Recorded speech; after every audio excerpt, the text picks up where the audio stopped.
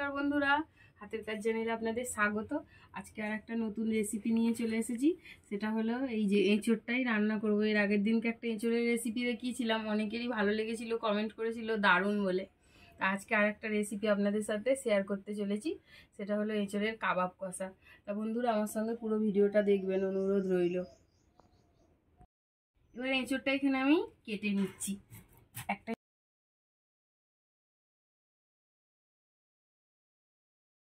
এঁচোড়টা কিন্তু খুব ভালো, দেখুন সাদা। আর এই যে বলে দিয়েছিলাম যে এঁচোড়টার যে এঁচোড়ের আঠা হবে সেই এঁচোড় কিন্তু খুব ভালো হবে। তাই জন্য হাতে একটু তেল নিয়ে নিচ্ছি।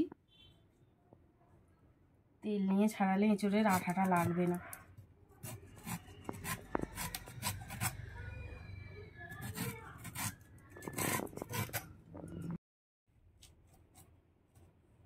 এঁচোড়ের পিসটা আমি এই সাইজের করে নিচ্ছি। একটু বড় বড় করলে কাবাবটা খুব ভালো হবে। বাকি এঁচোড়টাকেও আমি এইভাবে কেটে নেব। আমি কেটে ভালো করে ধুয়ে পরিষ্কার করে নিয়েছি। এবার প্রেসার কুকারের মধ্যে আমি এটা দিয়ে পরিমাণ মতন একটু জল আর পরিমাণ মতন একটুখানি নুন দিয়ে দুটো সিটি দিয়ে নেব প্রেসার কুকারে। ওখানে ততক্ষণ সিটি পড়ুক এঁচোড়টা। এখানে আমি আদা নিয়েছি, এতে কাজু নিয়েছি আর কিশমিশ নিয়েছি, কিছু দিয়ে দিচ্ছি। আর ওই দেখুন প্রেসার কুকারের আওয়াজ হচ্ছে, সিটি পড়ে গেল। জল নিয়ে এটা একটা পেস্ট বানিয়ে নেব। নুনটা আমি এবার ধরিয়ে নেব, দিয়ে দিলাম। কড়াতে সাদা তেল দিয়ে দিলাম। এখানে একটু অল্প বেসন দিলাম, পরিমাণ কর্নফ্লাওয়ার দিয়ে দিলাম, পরিমাণ মতন নুন দিলাম, পরিমাণ মতন লঙ্কা গুঁড়ো দিলাম। আর এর মধ্যে দুটো ডিম দেব ফাটিয়ে।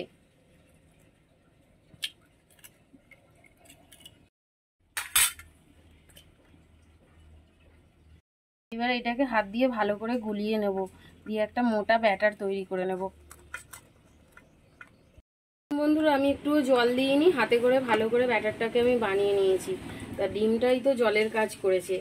এইবার এখানে যে সেদ্ধ করে রাখা এঁচোড়টা আমি নিয়ে এসেছি, আর এদিকে তেলও হয়ে গেছে। আর এঁচোড়টা দেখুন কত নরম সুন্দর হয়েছে।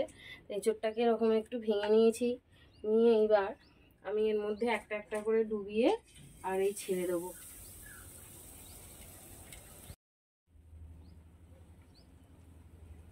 এরকম করে ভালো করে মাখিয়ে নিচ্ছি।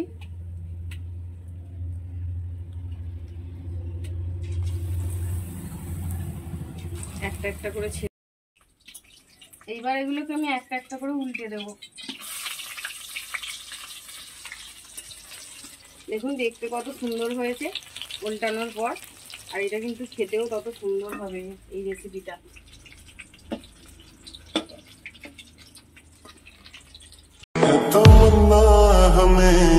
तुम्हें अपना बनाए खुशी खुशी पहना तेरा दिया कहना कितना कंगन जचे देख দেখুন ভাজতে ভাজতে ঠিক এই পর্যায়ে চলে এলো উল্টে দেওয়ার পর। তা খুব বেশি লাল করব না, এরকমই লাল লাল রাখবো। এবার তুলে নিচ্ছি আর বাকিগুলোকেও একইভাবে ভেজে নেব। গুলোকে ভাজা হয়ে গেল, এবার নামিয়ে নিচ্ছি। দেখতে কত সুন্দর লাগছে দেখুন। কেউ এঁচোড় আছে বলে ভেতরে বুঝতেই পারবে না। তাই এঁচোড়ের কাবাব কষাটা কিন্তু দারুণ সুন্দর হয়। এখানে দুটো শুকনো লঙ্কা আর দুটো ছোট এলাচ আর একটু চিনি ফোড়ন দিয়ে দিলাম।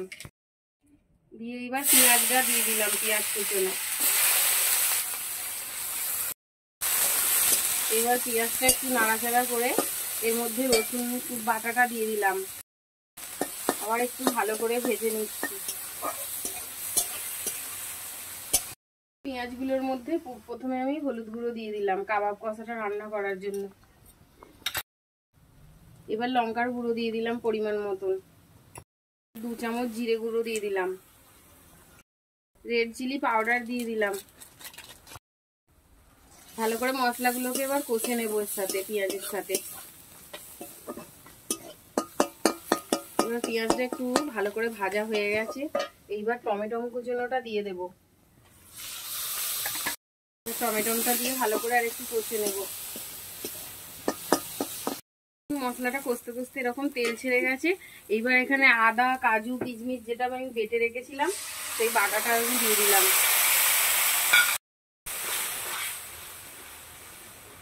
বাটাটা দিয়ে দেখুন কষতে কষতে এইরকম তেল ছাড়ছে।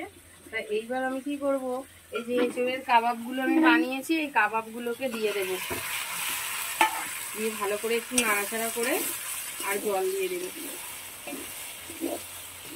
দেখতে কত সুন্দর হয়েছে দেখুন, মনে হবে যেন পুরো মাংস। আর এঁচোড় তো একদম যাকে বলা যায় গাছপাটা বলে।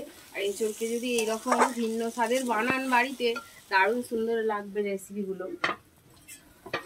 কিশমিশটা বন্ধুরা দিয়েছি, সেই কাজু কিশমিশটা একটু ফ্লেভার আনার জন্য দিয়েছি। আপনারাও চাইলেও দিতেও পারেন, নাও দিতে পারেন, শুধু আদা বাটা দিয়েও এই কষাটা বানাতে পারেন।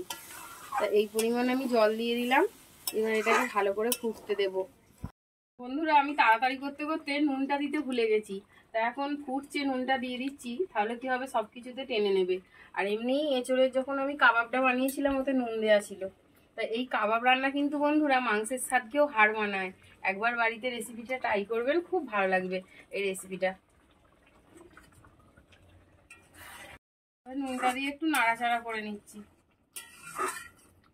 বন্ধুরা কষতে কষতে এইরকম তেল ছাড়তে শুরু হয়ে গেল। তা এইরকমই কষা রাখবো। কাবাব কষা, যেহেতু কাবাব মানে মাংস, আর এই যে মাংস কষা তো ঠিক এরকমই হয়। আমরা যদি চিকেন রান্না করি বা খাসির মাংস রান্না করি কষা এরকমই হয়। তাই এইরকমই আমি নামাবো।